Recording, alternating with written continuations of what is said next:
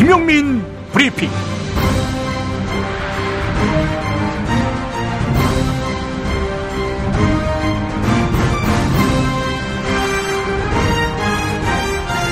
(2016년의) 마지막 날 토요일입니다. 이렇게 비영신년이 가는군요.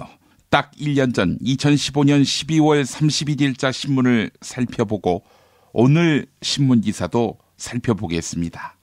1년 전 한일 외교장관의 일본군 위안부 피해자 관련 합의가 있고 3일이 지났는데 아베가 소녀상 철거 약속을 운운합니다. 1년 후 소녀상은 없어지기는커녕 부산 일본 영사관 앞에 하나 더 설치됐습니다. 1년 전 저성과자 해고를 더 쉽게 하려는 정부 지침이 발표됐습니다. 1년 후 정부 지침은 노동 현장에서 실현되지 못했지만 성격이 다른 또 다른 저성과자는 사실상 해고됐습니다. 청와대에 있는 저성과자 말입니다. 1년 전 백남기 농민이 11월 민중총궐기대회에서 국가폭력에 의해 쓰러져 사경을 헤매고 있는 와중이었습니다. 1년 후 백남기 농민은 세상을 떠났지만 그의 원혼이 살아서 연인원 1000만의 촛불로 살아났습니다. 1년 전 총선을 앞두고 단일 대오를 형성해야 할 야당은 분당됐습니다. 1년 후 대선을 앞두고 단일 대오를 형성해야 할 여당이 분당됐습니다. 1년 전 실세 최경환은 경제부총리를 내놓고 총선 채비, 즉 당권 장악을 위해 당으로 돌아갔습니다. 그에게 날개가 달려있는 듯 보였습니다. 1년 후 그는 인턴 특혜 채용으로 곧 소환조사를 받을 상황입니다. 1년 전 동아일보 여론조사 결과인데요. 새누리당 38.2, 안철수 신당 18.9, 더불어민주당 16.3%의 지지율이었습니다.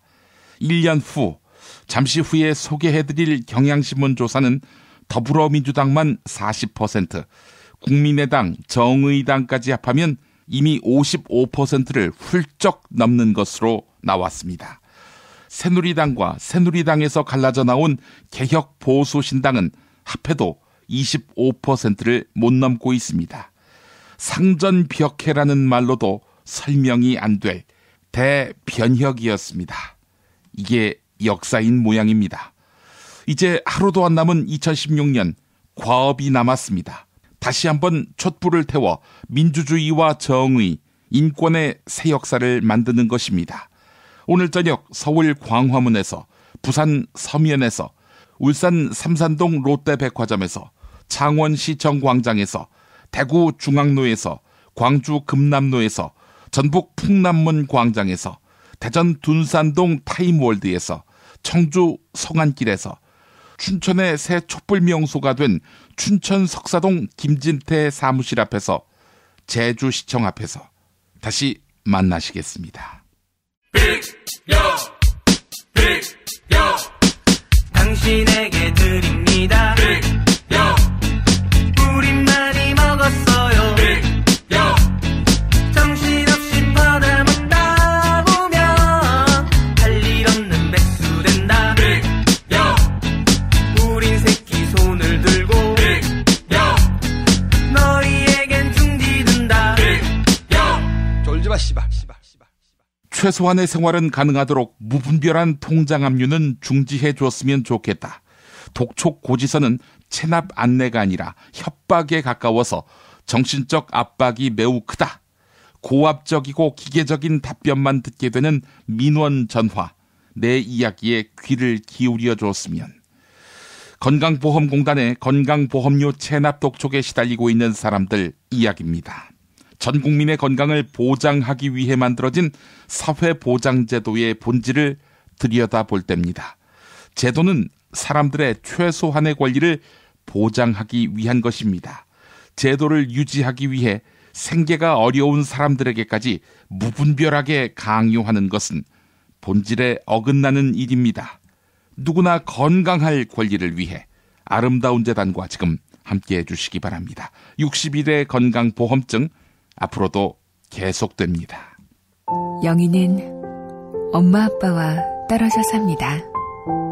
엄마 아빠는 가난해서 건강보험료를 내지 못했습니다. 이제 그 보험료를 영희가 내야 합니다. 대한민국에서 10살 아이에게 체나백을 독촉하는 것은 합법입니다. 영희처럼 고통받는 사람들을 위해 60일의 건강보험증 캠페인에 참여해주세요. 당신의 참여가 제도를 바꾸는 시작입니다. 아름다운 재단. 야, 너 홍어 판다 그랬지? 팔지. 근데 홍어가 진짜 그렇게 몸에 좋아? 아니 끝내준다니까. 우리 엄마 관절염인데? 홍어. 나 숙취는? 홍어. 마누라 다이어트는? 홍어. 큰 이모 변비? 홍어. 작은 형 소화불량은? 홍어. 여동생 피부? 홍어. 큰 누나 주름? 홍어. 명절 때 선물은? 홍어라니까. 근데 비싸지? 열나 싸고 열나 맛있는 홍어가 있다니까. 어디? 알싸한 홍어. 네이버 검색창에 알싸한 홍어를 검색하시고 1599-6456.com 혹은 1599-6456 전화주문도 가능합니다. 하나 더, 알싸한 홍어는 진공포장 택배 배송 판매하며 직접 개발한 특제 소스를 서비스로 드립니다. 충남 금산의 넓은 인삼밭, 정성농장을 일군 농부아버지 이정열 씨. 자연은 노력한 만큼 내어준다. 그 자연의 마음을 알기에 정성농장을 더불어 일구는 아들 이성규 씨도 아버지에게 배운 것처럼 정직하고 또 성실하게. 정성농장 홍삼은 인삼 재배부터 가공 판매까지 모두 책임지고 있습니다. 그래서 대한민국 1등 품질을 자부합니다. 검색창에 정성농장 홍삼을 검색해주세요. 정성농장 홍삼. 전화문의는 010-9754-6972. 굶고 뛰고 땀 빼고 다 해봤다. 그래봐야 소용없었다. 다이어트는 결국 먹는 게 문제다! 다이어트 전문 쇼핑몰 비타샵에서 수식가지 동결건조 채소 곡물에다 3가지 단백질, 거기에 효소와 비타민 미네랄을 더해 만든 다이어트 전용 그린 스무디를 추천합니다. 다이어트 전용 그린 스무디, 이걸 어떻게 하는 거죠? 하루 2끼만 맛있고 든든한 비타샵 스무디로 바꿔 드시면 됩니다. 검색창에서 비타샵을 검색해주세요. 요즘 민주주의가 거꾸로 간다고들 하지요. 예, 그래서 이번에 제가 한국 현대 생활문화사라는 책을 소개하고 싶은데요. 지금의 상황을 만든 게 박정희 시대부터라는 분석들이 많이 나오는데, 예. 이 책은 바로 그 시대를 제대로 알자라는 취지로 쓰여졌습니다. 예. 근데 생활문화사가 뭡니까? 사실 저희는 거의 정치사 위주로만 책을 읽었습니다. 근데 이 책은 그 시대를 살았던 바로 우리 부모님, 삼촌, 이모들의 삶을 담은 책이라고 할 수 있습니다. 촛불 집회도 언젠가는 생활문화사가 되겠군요. 지금 꼭 읽어야 할 책 같은데요. 한국 현대 생활문화사, 도서출판 창비. 이제부터는 관록의 뉴스 해설가 김용민이 오늘 아침 조간신문을 훑어드립니다. 황교안 국무총리가 어제 야당 반발 속에서도 송수근 문화체육관광부 1차관을 임명했습니다. 자, 그런데 한겨레가 만난 문화체육관광부 내부 관계자들의 증언에 따르면 송수근 차관이 문화예술계 블랙리스트를 총괄 실행한 장본인이라고 합니다. 블랙리스트 작성에 관여했다는 의혹으로 물러난 정관주 1차관의 자리에 정작 블랙리스트 실행 책임자가 임명된 것입니다. 송수근 신임 차관은 2014년 10월부터 문화체육관광부 기획조정실장으로 있으면서 블랙리스트를 관리하고 총괄하는 역할을 맡았다고 합니다. 박영수 특별검사팀은 삼성이 최순실을 지원하는 과정에 이재용 부회장이 개입했다는 취지의 관련자 진술을 확보했습니다. 대통령 박근혜와 이재용 부회장의 독대 직후 이재용의 지시로 삼성 미래전략실 회의가 몇 차례에 열렸다는 것입니다. 또한 이 회의에는 평소 참석하지 않은 박상진 사장도 있었다고 합니다. 박상진 사장은 대한승마협회 회장이기도 합니다.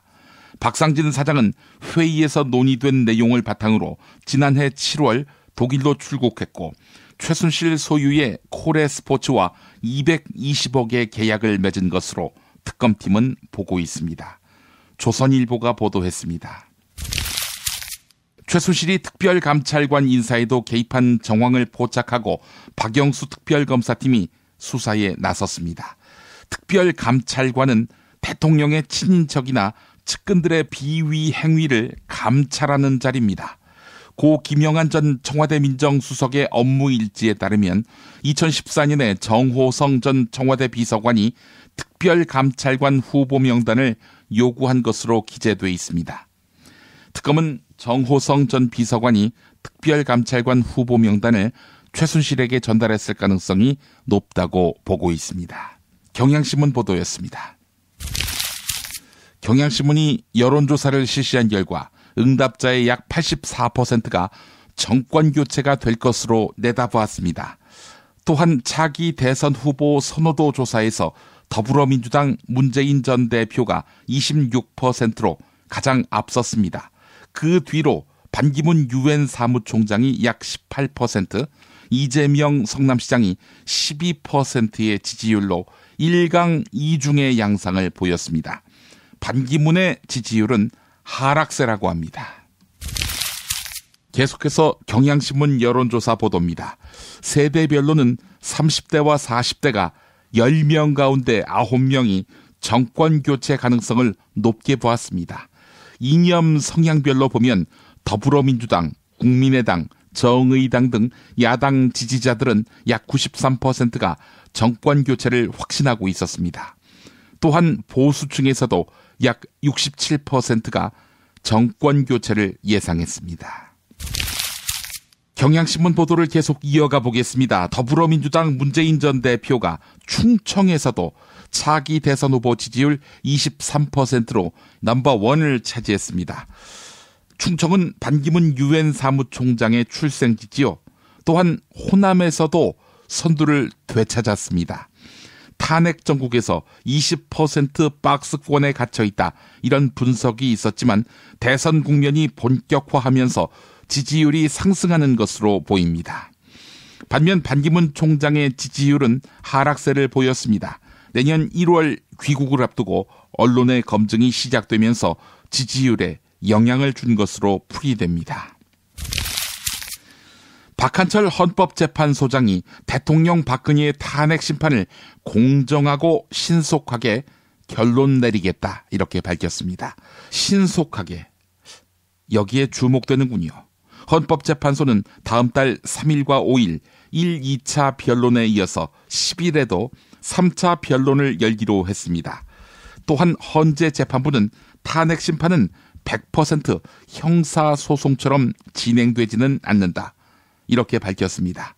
박근혜 변호인단 측이 탄핵 심판은 형사소송 절차를 따라야 한다, 이렇게 주장했는데 여기에 반박한 것입니다. 경향신문 기사였습니다. 동아일보 기사로 좀 더 깊숙이 들어가 보지요. 헌법재판소는 최순실과 안종범, 정호성 등 3명을 증인으로 불러서 신문하기로 했습니다. 이어서 사실상 최순실의 개인 비서 역할을 했다는 의혹을 받는 이영선 청와대 행정관, 윤전추 행정관도 신문할 예정입니다. 심리가 빨리 진행되니까 대통령 박근혜 측은 재판부에 시간을 충분히 달라고 요청했는데요. 검찰 수사 기록을 검토해야 한다, 이런 핑계를 댄 건데 재판부는 받아들이지 않았습니다. 헌법재판소 재판부가요. 깊은 바다에서 잡은 신선한 대게, 살이 꽉 찬 데다 맛까지 끝내줘. 대고급 대게, 대게 직거래 장터. 네이버 카페 대게 직거래 장터에 들어오셔서 선택하세요. 1644-9047. 미궁 장사랑! 구렁이똥 이뻤다. 장이 살아야 내 몸이 산다. 배변 활동에 도움을 주는 건강기능식품입니다. 미궁 장사랑. 지금 검색창에 미궁 장사랑을 검색하세요. 정권교체를 함께 염원하는 판촉물 쇼핑몰 네피알. 기념품, 답례품, 기왕이면 네피알로 인터넷 검색창에 입력하시거나 032-519-4800으로 전화하세요. 카카오톡 아이디는 네피알. 일산에 있는 풍무양고기, 영양 가득한 양갈비와 양꼬치, 피의자, 자네도 그 맛을 아는가? 무당이 저를 데려간 적이 없어서.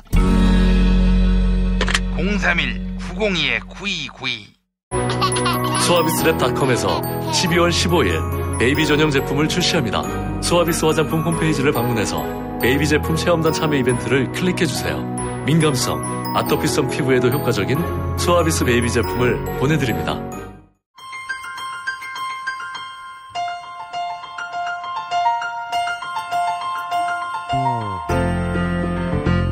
최동석 칼럼.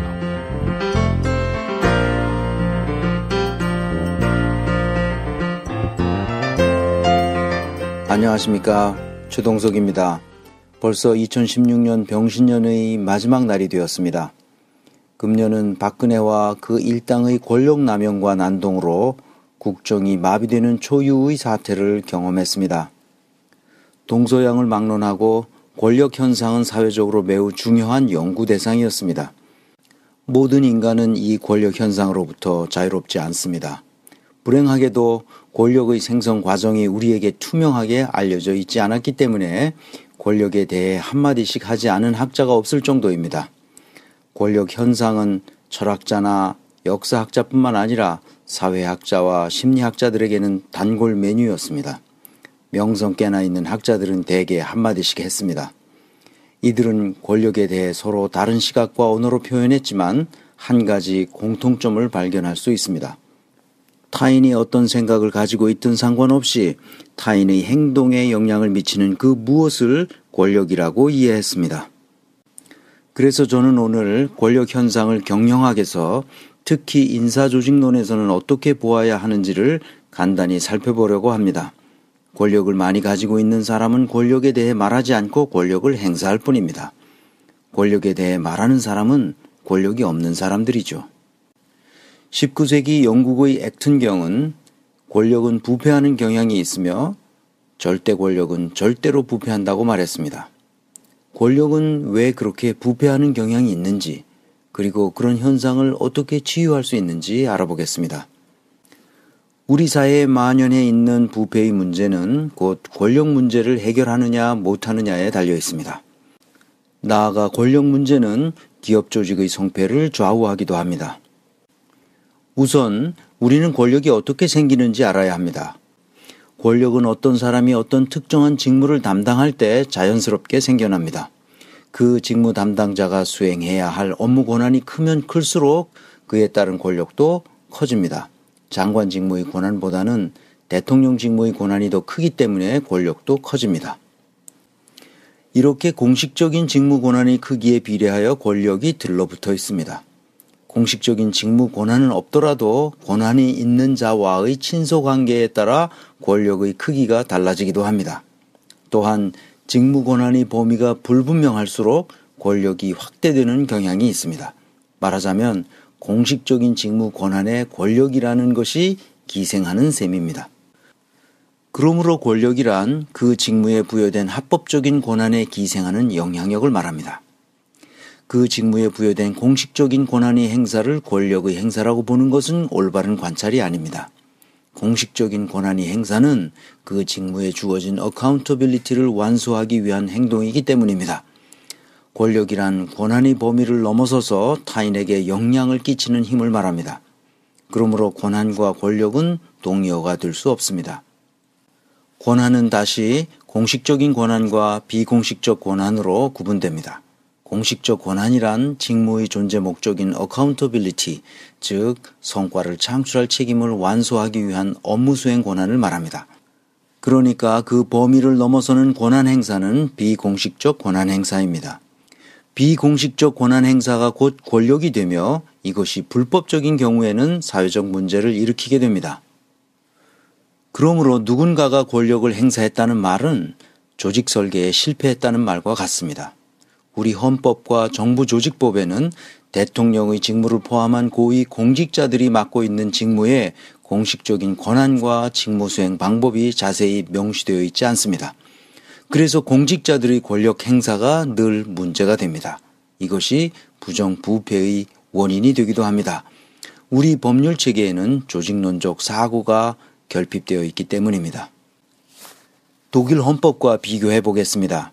독일의 기본법 65조에는 총리의 권한과 일하는 방식에 대해 4개의 문장으로 아주 명쾌하게 정리되어 있습니다. 첫째, 총리 직무에는 국정 운영과 관련하여 방향을 설정할 수 있는 권한이 있습니다. 이것을 국정 운영의 방향 설정 권한이라고 합니다. 둘째, 이 국정 운영 방향에 따라 각 장관은 자신이 맡은 소관 업무를 수행하되 총리가 구체적인 사안에 대하여 직접 명령 통제할 수 없습니다. 이것을 소관 업무의 원칙이라고 합니다. 셋째, 국정에 관한 사안들은 국무회의에서 장관들이 합의에 의해 결정해야 하며 총리는 자신의 견해가 다르더라도 장관들의 합의 안에 굴복해야 합니다. 이것을 합의의 원칙이라고 합니다. 넷째, 각 장관들의 업무 투명성을 확보하기 위해 총리는 직무수행 지침을 만들어야 하며 장관들은 이 지침을 지켜야 합니다. 이렇게 총리의 직무 권한과 일하는 방식이 명확하게 규정되어 있기 때문에 총리 직무가 권력이 별로 없는 것으로 생각할 수도 있지만 그렇지 않습니다.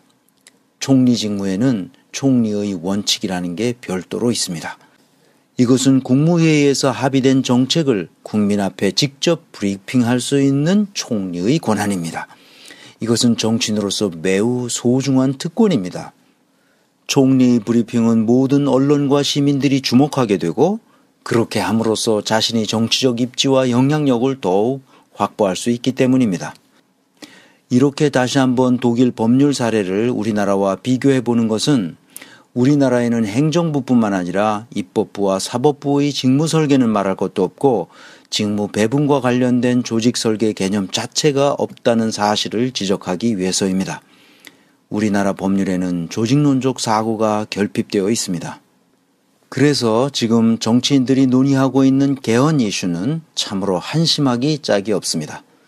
조직론적 개념이 없이는 대통령 중임제를 하든 일본식 내각제나 독일식 내각제를 하든 크게 달라질 것이 없습니다. 이전 헌법에 비해서 87년 체제로 헌법이 크게 바뀌었다고는 하지만 박근혜의 행태는 박정희의 행태보다 더 낫다고 할 수 없습니다.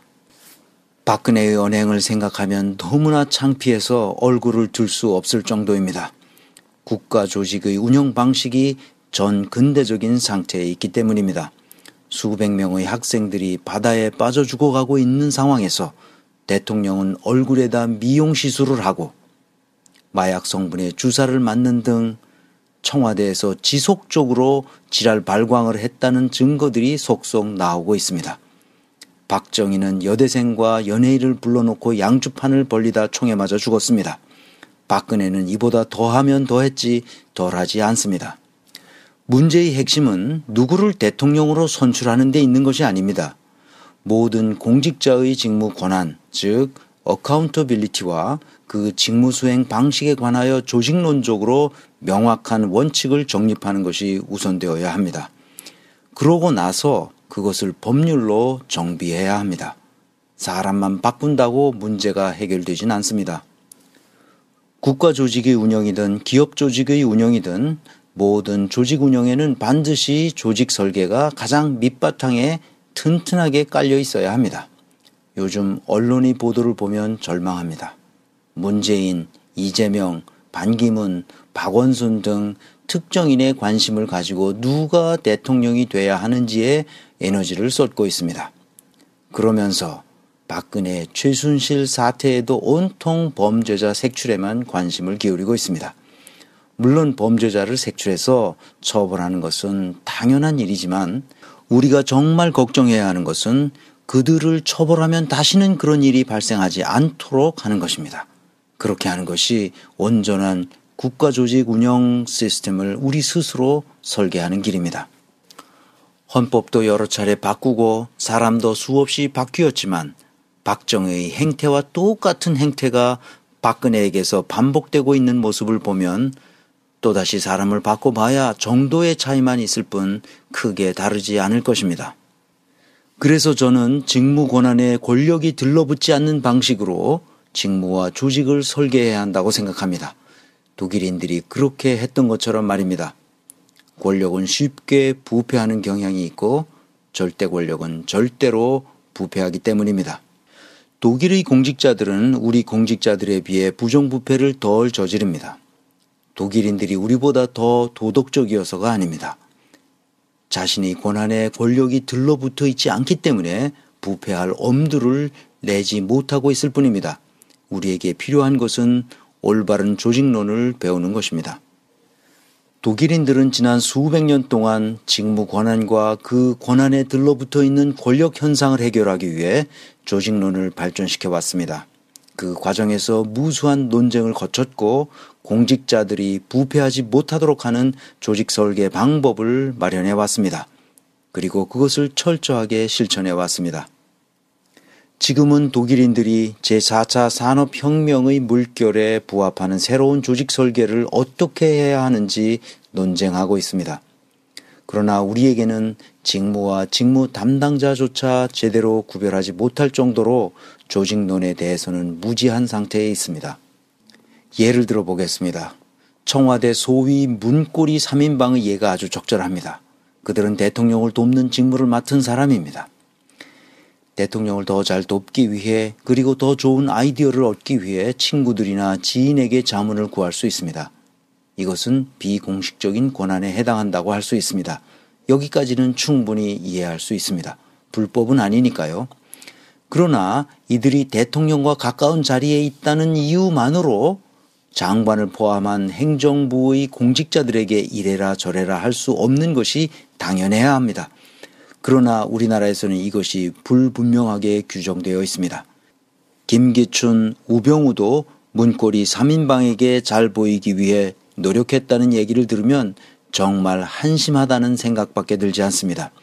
이것이 조직 설계가 잘못되었다는 증거입니다. 문고리 3인방이 공식적인 권한을 행사하는 것이 아니라 권력을 행사하고 있다는 사실을 우리는 뻔히 알고 있으면서도 그것을 제어하지 못했습니다. 권한이 아니라 권력이 검찰 조직을 장악했기 때문입니다. 아직도 이런 못된 관행이 고쳐지지 않고 있습니다. 우리 민족은 조직론의 소중함을 전혀 이해하지 못하고 있습니다. 이제 2016년 혁명의 한 해가 끝나가고 있습니다. 오늘도 광화문 광장에는 여러 가지 다양한 혁명의 촛불 행사가 있다고 합니다. 오늘도 광화문에서 뵙겠습니다.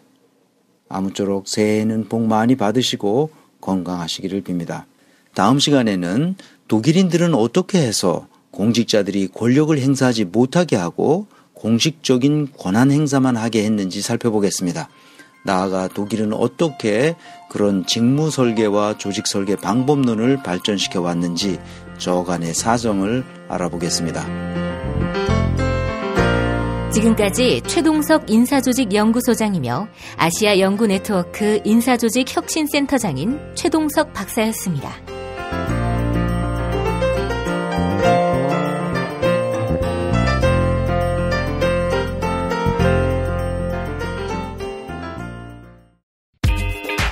자기야, 매트리스 고르기 너무 힘들어. 대한민국 최초 매트리스 멀티샵 매트리스엠 몰라? 전 세계 최고 브랜드 정품만 취급해. 매트리스 살 때는 꼭 매트리스엠으로 오세요. 야, 딴지마켓 좀 봐봐. 이담채 김치 게시판 지금 보고 있어? 왜요? 뭐가 문제 있나요? 야, 어떻게 하나같이 맛있다, 예술이다, 감탄했다, 물건이다, 또 재주문했다 이런 글만 올라올 수 있지? 이거 공작의 냄새가 나지 않아? 아무래도 그런 것 같아. 이담채 김치 게시판에 작전 세력이 개입한 거 아닐까요? 그럴 리가요. 이담채 김치는 맛있는 김치 말고는 따로 자랑할 게 없습니다. 드셔보시고 판단하세요. 포털 사이트에서 이담채 김치. 주문 전화는 1544-4586 1544-4586. 술자리 많은 연말연시, 가뜩이나 속상한 세상. 새싹당 콩차를 선물하세요. 가격이 착해서 김영란법에 저촉되지 않습니다. 새싹당 콩차는 남자를 위한 차. 서면보고용으로 아주 좋습니다. 서면보고용. 에? 서면보고. 전창걸닷컴에서 구매하세요. 전화문의 070-8635-1288, 070-8635-1288. 공화국 참치논평 구이동 대양 참치를 맛보지 못한 국민 여러분은 진정한 참치 맛을 보기 위한 강도 높은 중대 조치를 취하실 계획을 표명하시고 곧장 구이동으로 달려오시기 바란다. 참치에 대한 체질적인 거부감과 적개심을 노골적으로 드러내는 분도 구이동 대양 참치에 오시면 추호도 용납할 수 없는 포악무도한 폭식 행위를 자행할 것이다. 구이동 대양 참치. 월요일 참치데이 이벤트, 화요일 참치머리 서비스로 함께합니다. 주차장 걱정 마시고요. 대중교통은 서울 지하철 2호선 구의역 2번 출구에서 5분 거리입니다. 대양 참치 구의점 02-455-8087. 안녕하세요. 엄교입니다. 매주 주말 광화문에 나가시느라 힘드시죠? 저희 책 나는 세상을 리셋하고 싶습니다를 쓰면서 싸그리 망해버려라라는 말을 정말 많이 들었습니다. 메르스 사태, 가습기 살균제, 세월호, 강남역 10번 출구, 구의역 스크린도어 사망사고, 이 모든 일들을 겪으며 모든 걸 원점으로 돌리고 싶어하는 거죠. 그래서 그 원인을 따져보았습니다. 나는 세상을 리셋하고 싶습니다. 역시 모두가 리셋을 말할 때 리셋을 넘어서 우리가 가야 할 길을 찾는 책입니다. 나는 세상을 리셋하고 싶습니다. 도서출판 창비.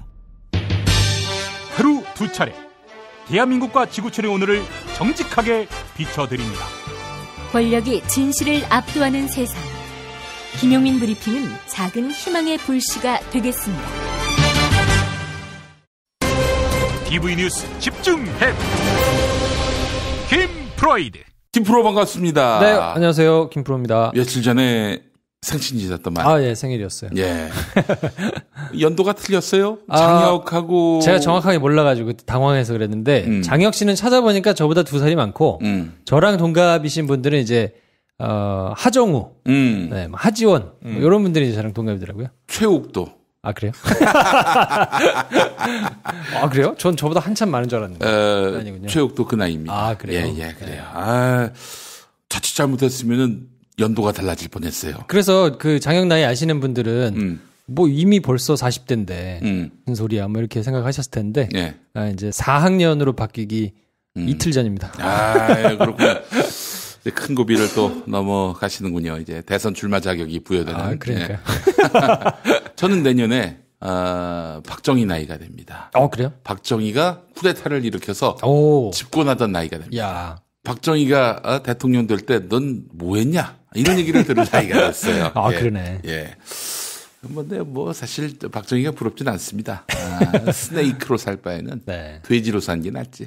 예. 아이 그럼요. 뭐 그렇습니다. 자, 이렇게 해서 2016년의 마지막 우리 김프로 야, 벌써 뭐 하게 됐어요. 네, 한 반년 넘었죠?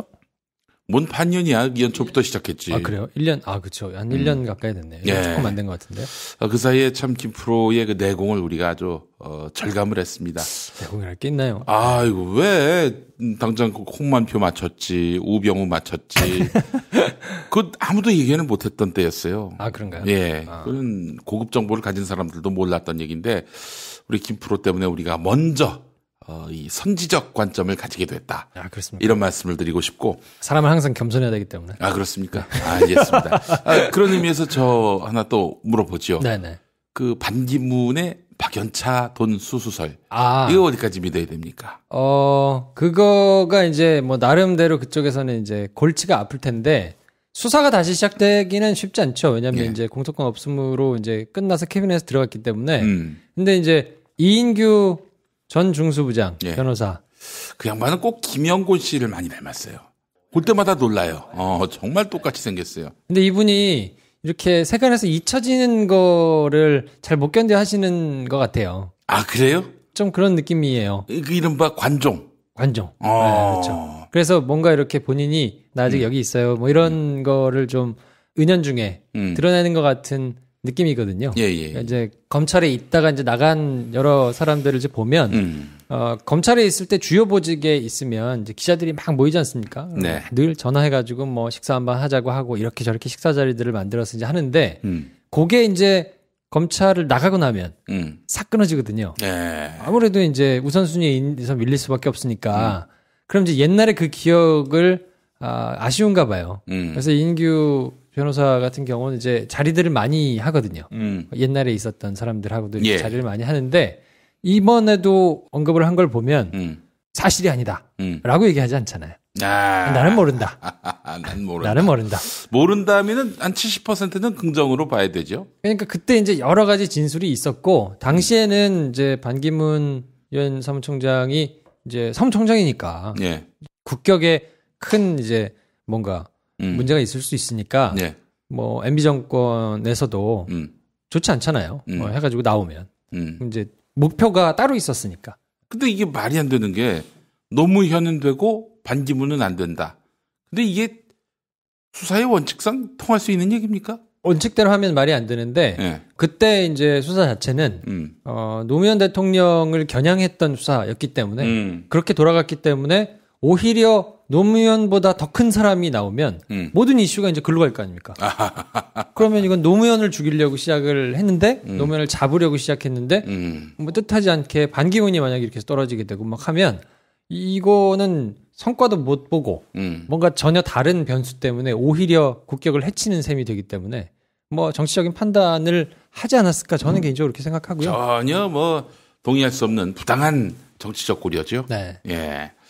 그래요. 아니 근데 반기문이 이제는 뭐 유엔 사무총장도 아니고 오늘까지 아닙니까? 12월 31일 오늘까지예요. 예. 그러네요. 내일부터는 이제 민간인이 되는 건데 본인이 대선에 나서겠다 한다면은 이거 검증 치러야 되는 거 아닙니까?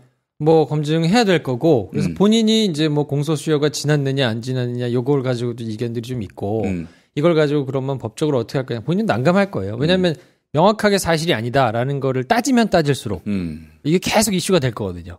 근데 본인은 이슈가 되는 걸 원치 않을 거니까 최대한 뭉치고 지나가려고 할 텐데 본인이 이제 대선을 출마하겠다고 나서는 순간 이런 검증에서 피해갈 수 없으니까 뭐 어떻게든 하여튼 나올 거예요. 관련된 진술들도 막 나올 것이고. 아니 국민들이 공소시효 이런 거 따져요? 국민들 정서에는 공소시효 이런 게 없죠. 이거는 이제 만약에 본인이 대선에 나선다고 한다면 공소시효의 문제가 아닌 거죠.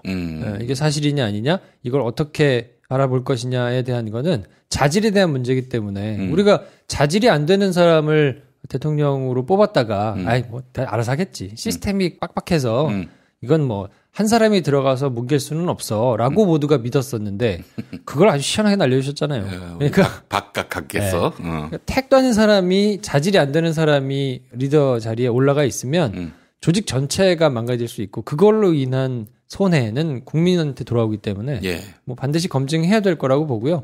이제 본인이 어떻게 스탠스를 잡느냐, 대선에 나올 것이냐, 아니면 또 이렇게 간만 보다가 좀 아닌 것 같으니까 슬쩍 아직 뭐 명확하게 명시적으로 한다는 말은 없었잖아요. 발을 빼게 된다 그러면 뭐 굳이 그것까지 검증을 안 할 수도 있겠습니다만. 전 발을 뺀다고 봅니다. 발을 뺀다 보세요. 예. 네. 칼을 뽑을 사람이 아니에요. 그래요? 예. 저는 할 것 같은데요. 그래요? 네. 칼은 뽑되 뭐 흐지부지 유야무야. 그렇게 되겠죠. 어떤 방식으로든 뒤밀 거라고 봅니다. 저는. 알겠습니다. 이거 내기합시다. 그러니까. 장어구이로. 그러니까. 이거 한번 해야 되겠다. 예. 네. 아니 지금 보도를 보니까 계좌 추적을 하면은 나온다. 네. 박연차가 반기문한테 입금을 한 게 나온다. 그때 이제 박연차 씨가 어떤 식으로 입금을 하냐면요.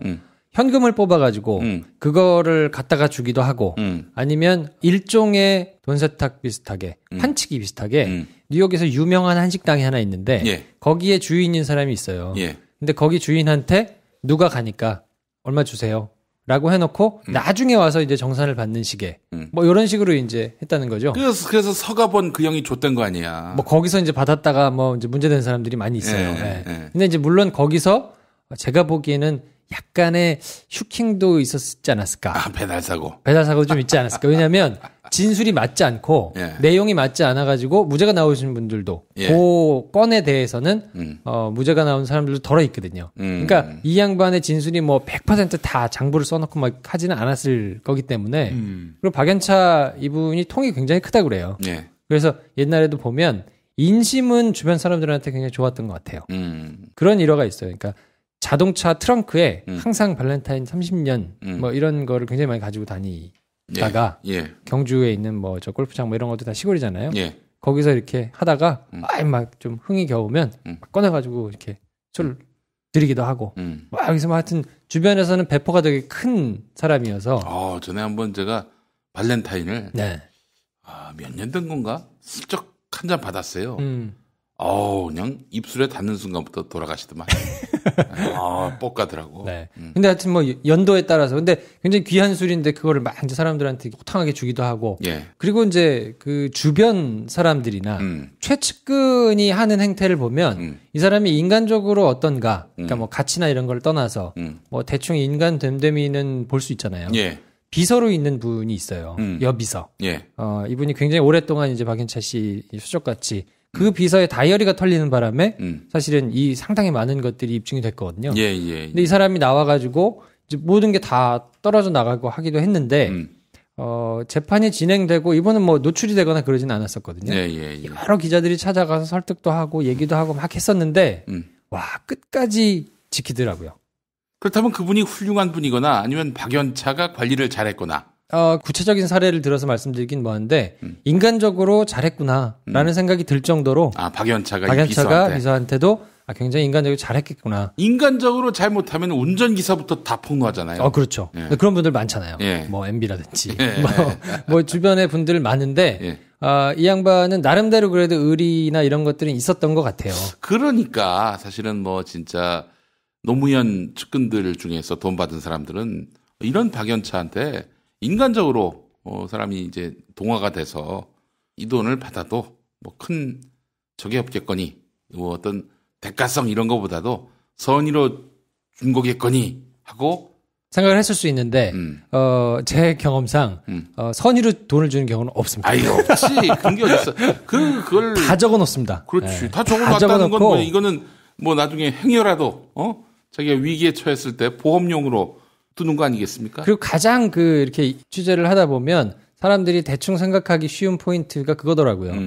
저 사람 돈이 워낙 많은 사람이어서 이 정도 술값, 뭐 이 정도 거는 아무것도 아니야. 라고 생각하고 받는 경우들이 많아요. 그러니까 뭐, 돈이 만약에 우리가 커피 한 잔 사주는 거 뭐 그렇게 신경 써? 별로 안 신경 안 쓰잖아. 뭐 한 잔 사줄 수도 있고. 근데 저 사람은 이 정도의 술값은 커피값으로 생각하는 사람이라서 돈의 규모가 많아서 그거는 아무렇지도 않아. 라고 생각을 스스로 생각하면서 넘어가는 사람들을 꽤 봤는데, 그건 자기들 생각이고요. 주는 사람은. 돈 많이 번 사람들일수록 그 10원 한 장에, 100원짜리 한 장에 굉장히 아껴 쓰고 철두철미하게 하는 사람들이 많기 때문에. MB 봐요. 그 보신탕집 가가지고 거기서도 반띵을 하려 했던. 그러니까요. 그런 MB를 보면 알 수 있는 거죠. 그러니까 그거에 빠지기 쉬운데 그거는 절대 아니고.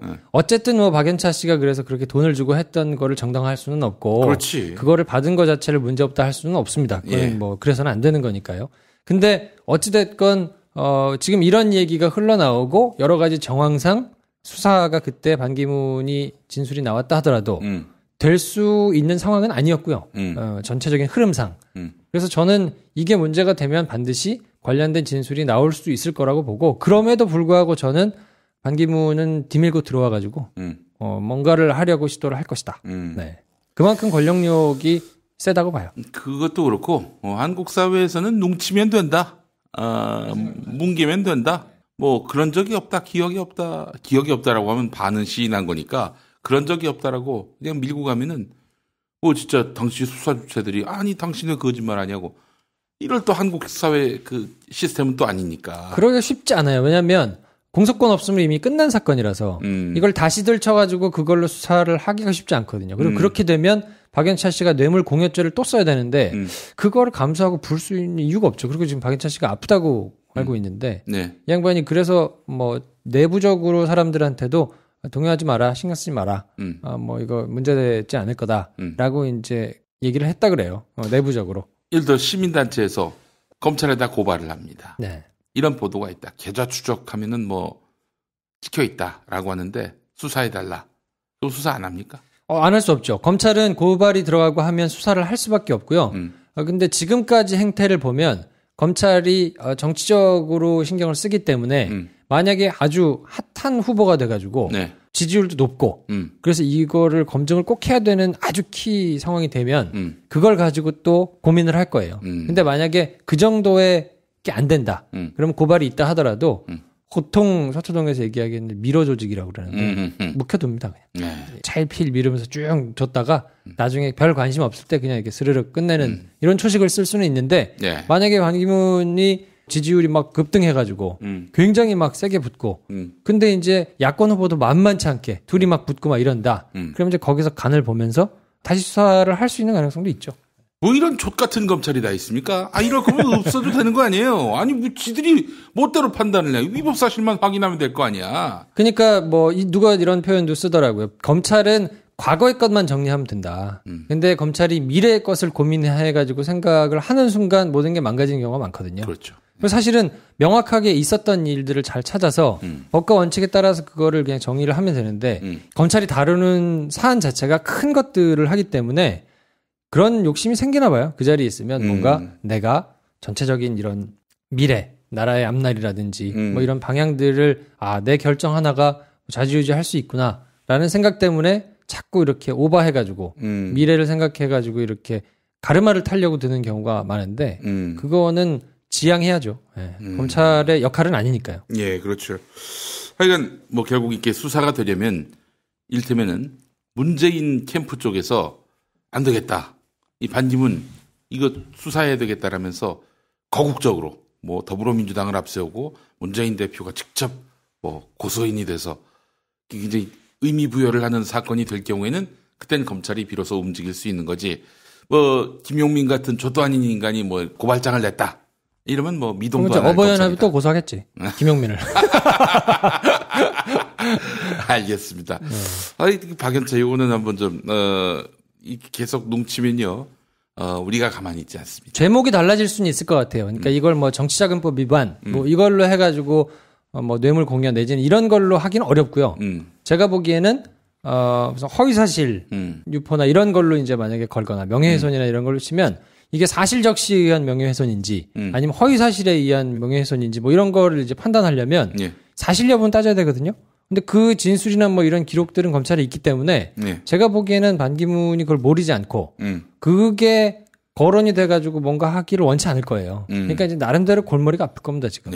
받았다면. 뭐 하여튼 지금 눈치면은 뭐 야당이 가만히 있습니까? 끝까지 박연차한테 돈 받았느냐라고 따질 것이고 그때마다 그냥 대충 뭐 못 들은 척 할 수도 없는 것이고 이게 아주 재밌는 사건인 것 같습니다. 예.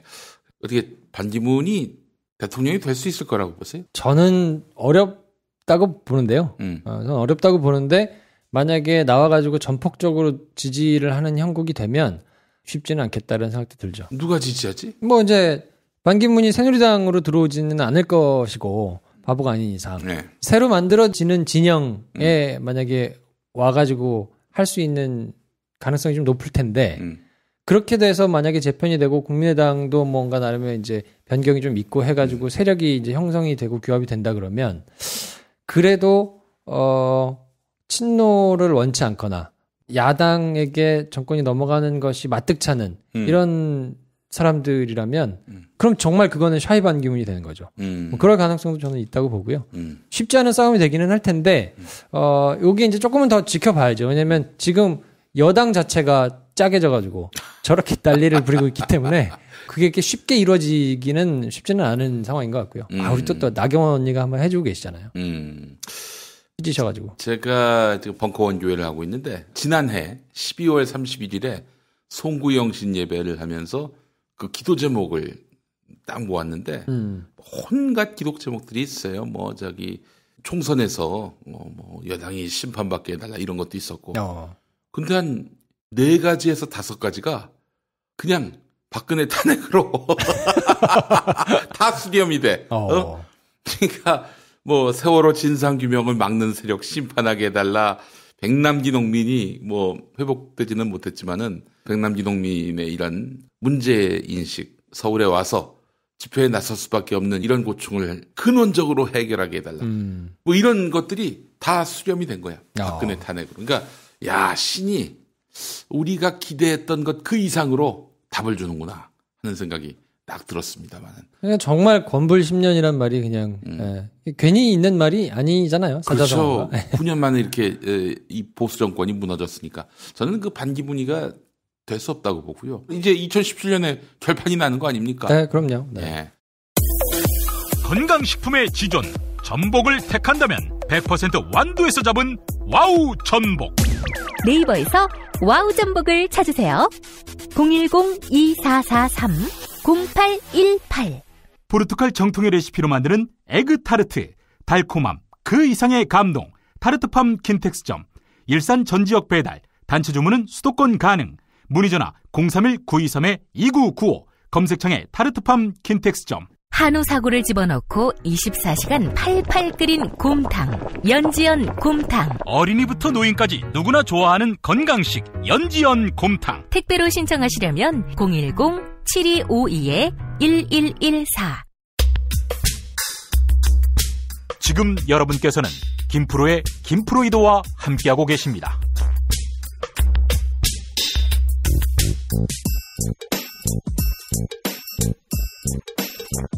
팟캐스트 제작자인 김프로, 그의 역작 재즈가 알고 싶다, 그리고 시네마 스타 많이 사랑해주세요.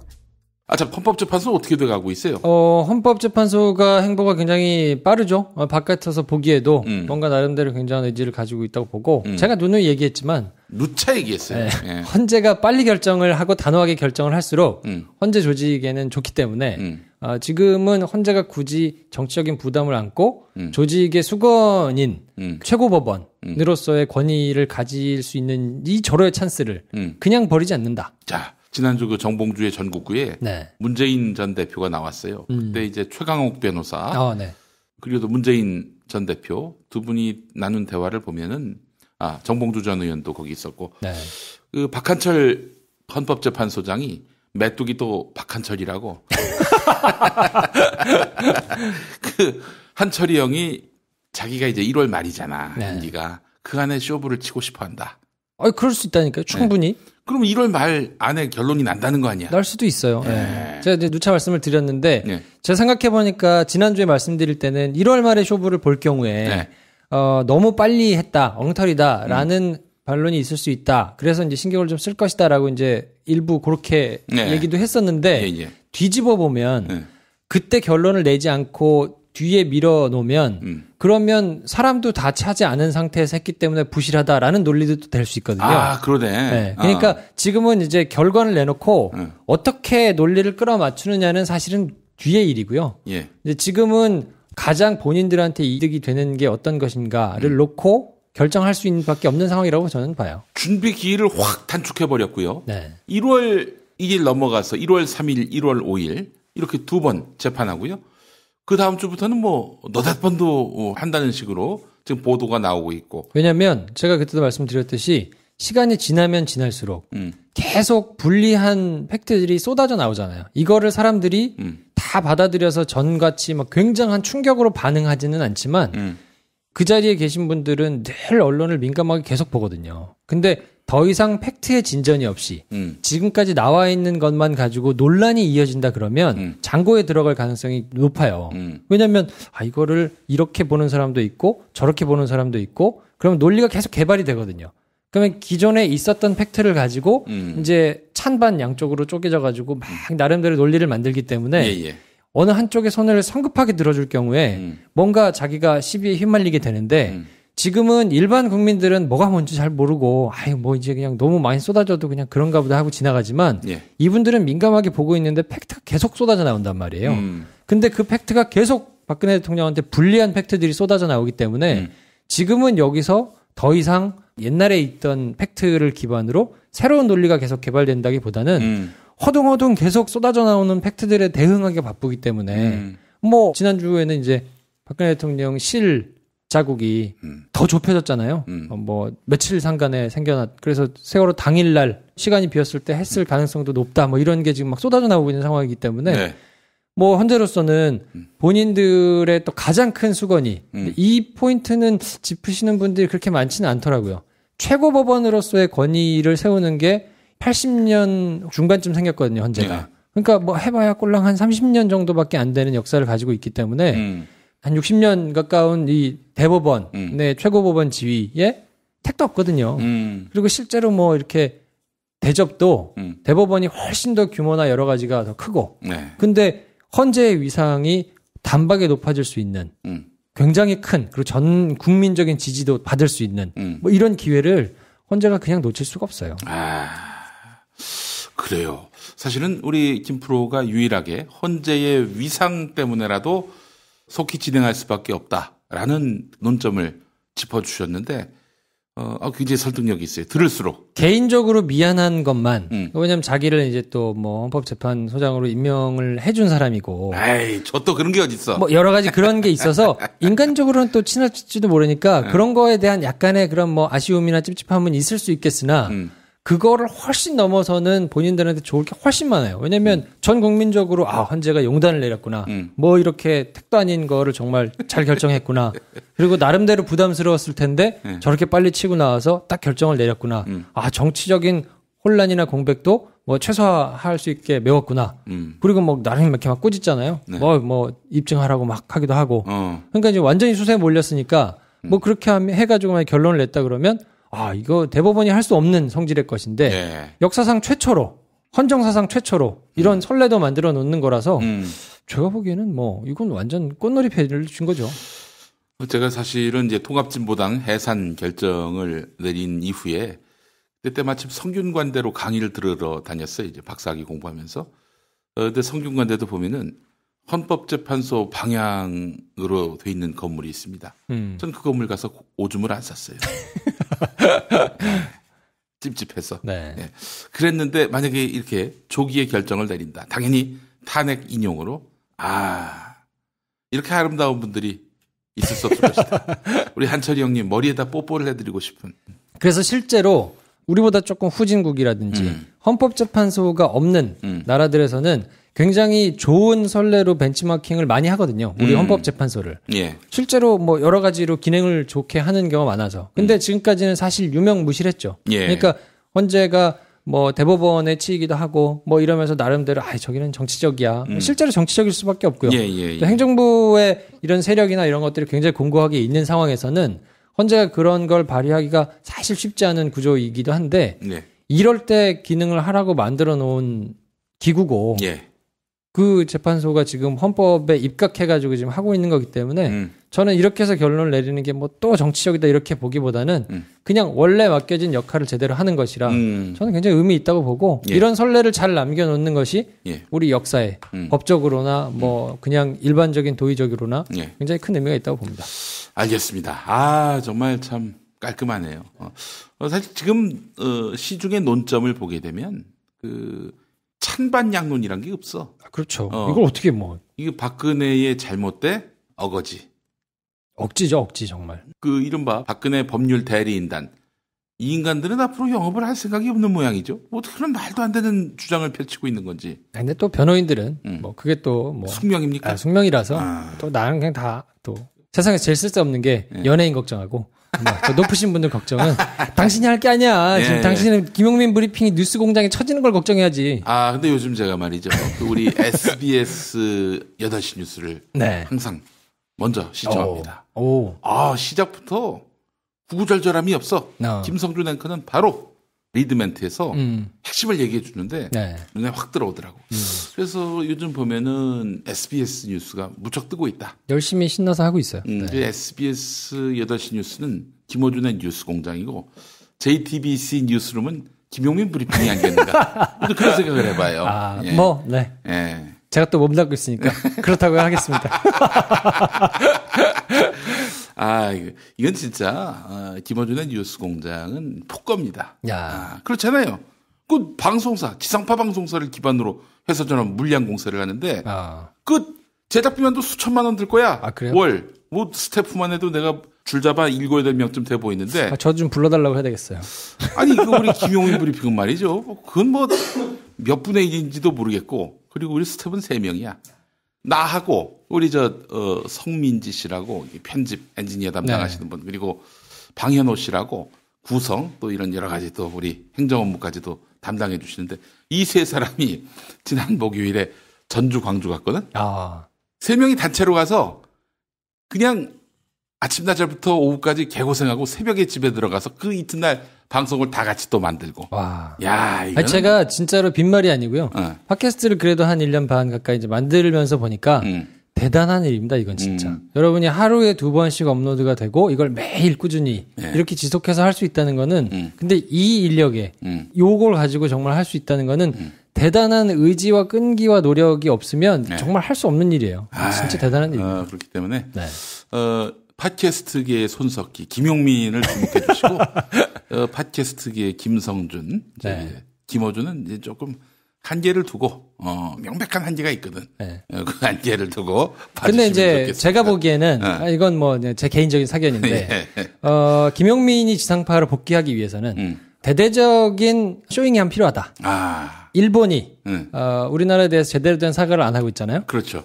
근데 요거를 아주 퍼포먼스를 대대적으로 해야 뭔가 요 좀 풀릴 텐데 어쨌든 뭐 사실이든 아니든 간에 지금은 사실은 뭐 의미 없어졌는데 프레임만 남았잖아요. 프레임. 막말의 대가 아니야. 그렇지.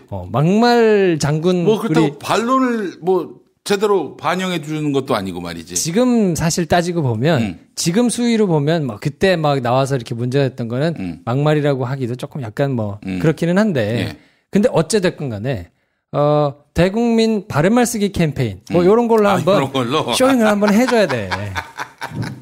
그래야지. 예전에 그 코미디언 황기순 씨가 그럼요. 그 도박하지 말자 이 캠페인 벌였듯이. 도박했던 사람들이 나와서 뭐 이수근 씨나 이런 사람들도 나와가지고 막 이렇게 반성의 이런 제스처를 하잖아요. 이게 한번 없으면 지상파에서 데려다 쓸 수가 없어요. 내가 목사가 되겠다 이거는 안 될까? 안 돼. 그런 걸로 뭉치려고 하지 말고 딱 까놓고 나 정말 사죄하면서 바른말만 쓰겠습니다. 일본이 바른말 캠페인을 하란 말이에요. 그런 게 뭔가 하나 있어야. 요즘에는 바른말 열심히 하고 뭐 다른 거 하고 있어요. 뭐 이러면서 이제 그런 걸로 구실을 해가지고 지상파로 건너갈 수 있지 않겠나. 그러기에는 아직 욕이 많이 필요한 세상 아닌가? 아직 욕을 써야 될 세상이야. 그래요? 욕을 쓸 세상만 끝나면 내가 왜 욕을 해? 배가 안 고파 아직. 이 양반이 배가 안 고파 아직. 아니 근데 사실은 이제 팟캐스트의 그 자유의 영역. 아니 따지고 보면 김어준은 나보다 더 욕을 원조야 그 사람은. 그렇죠. 씨바 졸라. 나는 적재적소에 썼을 뿐이지 저 쉼표 대신 졸라. 마침표 대신 씨발. 그거 어떻게 같아요. 사회적 편견은 참 무섭긴 합니다만 아직 저는 이 민중이 욕을 쏟아부을 이 시대에 전 민중의 편에 서겠다. 그래 아직 하는 건 너무 빠르고요. 적절한 시점에 하세요. 캠페인과 함께 쇼잉을 좀 하셔서 적절한 때에 건너가셔야죠. 알겠습니다. 우리 김프로는 같이 안 건너가나? 저도 좀 꽂아주세요. 건너갔다 돌아왔구만. 어디를? 그 저기 KBS 그 뭐야 그거? 표본실의 청개구리. 저한테 없다니까요 그게. 저한테 선택권이 있는 게 아니고 어찌됐든 불러주셔야 가기 때문에. 그리고 제가 그 활동을 하나 시작한 것이 아주 짧고 쉬운 영화 리뷰를 쓰기 시작했습니다. 그래요? 네. 이제 드디어 이제 본격적인 영화 평론의 지경으로. 평론을 할 생각보다는 저는 이제 영화를 만들고 싶기 때문에. 그렇지. 뭐 나름의 이제 애정을 가지고 평론가 뭐라고 하긴 좀 그런데 그래서 짧고 쉽고 재밌게 영화 리뷰를 좀 쓰자. 그래서 이제 제가 브런치에다가 김프로를 치면 나오거든요. 그래서 이제 짧고 쉬운 영화 리뷰 해가지고 이제 짭쉬영이라고. 짭쉬영이라고. 짭쉬영. 짧고 쉬운 영화 리뷰. 짭쉬영. 짭쉬영. 그래서 하여튼 그걸 하고 있으니까 구독도 많이 해주시고 뭐 영화를 이제 하루에 한 편씩은 올리려고 노력 중이에요. 그래서 하여튼 뭐 재밌게 봐주시고 여기저기도 소문도 내주시고. 뭐 저것도 나옵니까? 연구와 땡치기 이런 리뷰도 있습니까? 보면 나옵니다. 보면 족족 다 쓰고 있어요. 알겠습니다. 기대가 됩니다. 자, 우리 짭쉬영 여러분 기억해 주시고 또 시네마스터 관심 많이 가져주시고 그렇게 해서 김프로도 내년에 더욱 웅비하는. 그래도 올해 많이 올랐어. 많이 올랐어요. 김용민 덕분에. 우리 대주 엄마 덕분에 많이 올랐어요. 그러니까 여러분 우리 팟캐스트끼리 서로 이렇게 끌어주고 밀어주는 이런 진정한 상생과 협동의 장 이런 장을 열고 있습니다. 사랑해 주셔서 감사하고요. 내년에도 더 열심히 하겠습니다. 자기들의 그 존재밖에 관심이 없는 이 지상파 끈앞풀들 청산을 해야 됩니다. 그리고 우리 김어준 오빠 하시는 파파이스 이런 데서도 사실은 이제 이렇게 섭외가 오고 막 이랬었거든요. 그 연락처 내가 알려준 거야. 근데 제가 이제 정중하게 고사를 했었어요. 왜냐면 그때는 내가 뭐 하고 살아야 될지 명확하게 잘 몰라가지고 체코가 석자여서 그랬는데 이제는 나름대로 영어를 하고 살겠다고 정했기 때문에 다시 불러주시면 어디든 갑니다. 영어 평론을 할 거면 안 부르지. 아니 뭐 어쨌든 그 영화를 하는 사람으로서 전직 기자로 옛날 얘기 할 수 있으니까. 오케이. 불러주시면 다 갑니다. 알겠습니다. 네. 여러분 이제 김프로 이럴 때 세게 한번 나와야 돼. 때를 벗어야 된다고. 전화번호 까요. 전화번호 까. 아 그래요? 전화번호 많이 있어요. 네, 나 올려놓은 게 있어요. 아이고 팟캐스트에서. 아 그래요? 네. 여기서? 그저 우리 정봉주 의원도 번호 깠잖아요. 네. 장난전화 이런 거 안 와. 아 그래요? 네. 그래요? 뭐 아니 뭐 여기저기 많이 있어요. 010-3567-2311. 아 좋습니다. 제가 기자할 때 워낙 많이 올려놔서 찾으려고 들으면 많습니다. 아 그래. 네. 근데 김프로 본명을 모르잖아. 아 사람들. 그렇구나. 네. 김프로. 네. 김프로 침 많이 나옵니다. 예, 알겠습니다. 여러분 김프로 많이 이용해 주시고 이제 내년부터 본격적인 영업에 나섭니다. 네. 남들은 이제 대통령이 될 수 있는 나이에 이제 그 보따리 장수를 하겠다고 나선 비루한 우리 김프로 많이 이용해 주시기 바라면서 자 오늘 마지막 곡. 자, 오늘 이제 2016년의 마지막 날이잖아요. 그러니까 뭐 여러 가지 참 다사다난했어요. 네. 진짜 많은 일이 있었고 예. 역사적으로도 의미 있는 일이 있었고 그래서 돌아보면 시간이 지나서 돌아보면 2016년을 매우 그리워하실 분들이 있지 않겠나. 아, 이 촛불의 기억은 이거는 뭐 사실 본인의 기억이기도 하지만은 이 자녀들한테 유산으로 넘겨줄 수 있는 겁니다. 이거는. 제 개인적으로는 뭐 2002년 월드컵보다 훨씬 더 큰. 아이고, 그럼요. 비교할 수 없는 이런 값진 기억이었어가지고. 예. 데이브 니어가 불러드리는 그리울 거예요. 그리울 거예요. 네. 예. 요 노래 들으시면서 한 해 마무리하시면 좋을 것 같습니다. 네. 자, 우리는 2017년에 건너가서 기다리고 있겠습니다. 네. 예. 김프로 새해 복 많이 받으시고. 네, 새해 복 많이 받으십시오. 애청자분들도 새해 복 많이 받으시길 바라겠습니다. 저는 2부에서 또 뵙겠습니다. 네, 다음 주에 뵙겠습니다.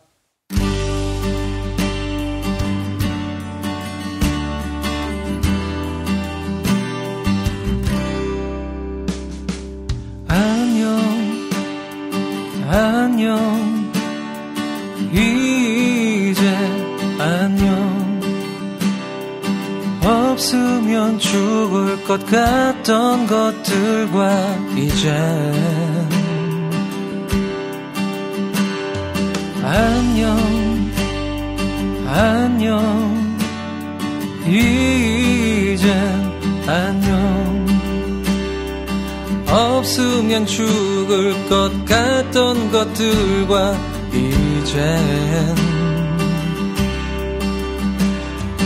헤어져야 할 시간 그대 얼굴 이렇게 봐요 사랑한단 말이 너무나도 무색하지만 한 번 더 말할게 사랑해요 그리울 거예요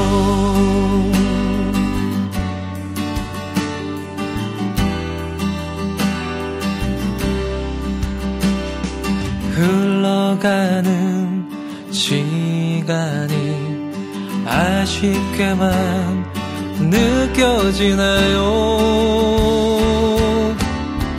사랑한단 말이 너무나도 무색하지만 한 번 더 말할게 사랑해요 그리울 거야 따뜻했던 너의 그 미소가 빛나던 시간 영원히 내 삶에 기억할게 그리울 거예요